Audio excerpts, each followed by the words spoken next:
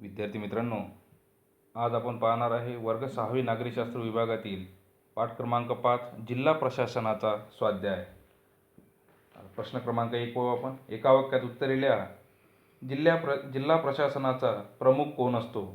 जिल्हाधिकारी हा जिल्हा प्रशासनाचा प्रमुख असतो. तहसीलदारावर कोणती जबाबदारी असते? तहसीलदारावर तालुक्यात शांतता व सुव्यवस्था राखण्याची जबाबदारी असते. न्यायव्यवस्थेच्या शिरोभागी कोणते न्यायालय असते? भारताचे सर्वोच्च न्यायालय हे न्यायव्यवस्थेच्या शिरोभागी असते. कोणकोणत्या आपत्तींची पूर्वसूचना आपल्याला मिळू शकते? सुनामी, पूर, चक्रीवादळ, भूकंप, भूस्खलन इत्यादी नैसर्गिक आपत्तींची पूर्वसूचना आपल्याला मिळू शकते.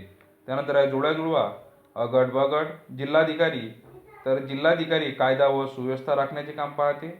जिल्हा प्रशासन तंटे सोडवण्यासाठी, तर तहसीलदार तालुका दंडाधिकारी म्हणून काम पाहते.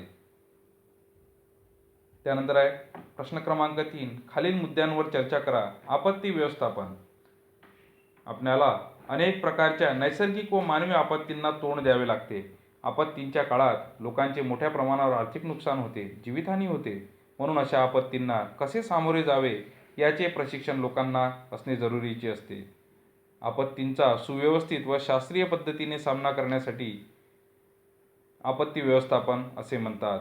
आपत्ती व्यवस्थापनात संपूर्ण जिल्हा प्रशासन यंत्रणा सहभागी असते. या व्यवस्थापनात आपत्तीची पूर्वसूचना देणाऱ्या तंत्रज्ञानाचीही मदत घेतली जाते.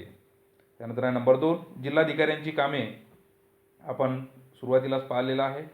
जिल्हाधिकाऱ्यांची शेतीविषयक कामे: शेतसारा गोळा करणे, शेतीशी संबंधित कायद्यांची अंमलबजावणी करणे, दुष्काळ, चाऱ्याची कमतरता अशा प्रश्नांवर उपाययोजना करणे. नंबर 2. कायदा व सुव्यवस्था संबंधी कामे: जिल्ह्यात शांतता राखणे, सामाजिक स्वास्थ्य अबाधित ठेवणे, तणावाच्या परिस्थितीतही सभाबंदी व संचारबंदी जारी करणे. निवडणुकी संबंधीतील कामे पाहू आपण जिल्हाधिकाऱ्यांची. निवडणुकीच्या संदर्भात आवश्यक निर्णय घेणे, निवडणूक योग्यरित्या पार पाडणे, मतदार याद्या अद्ययावत करणे. त्यानंतर आहे आपत्ती व्यवस्थापनाविषयक कामे.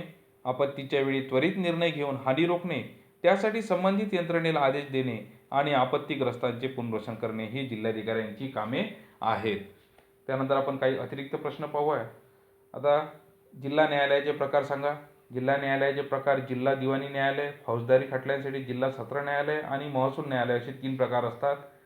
आपत्ती व्यवस्थापन म्हणजे काय? आपत्तीच्या सुव्यवस्थित व शास्त्रीय पद्धतीने सामना करण्याच्या पद्धतीला आपत्ती व्यवस्थापन असे म्हणतात. तर काही प्रश्न अशा पद्धतीने आपण प्रश्नांची उत्तरे लिहून घेऊ शकतो.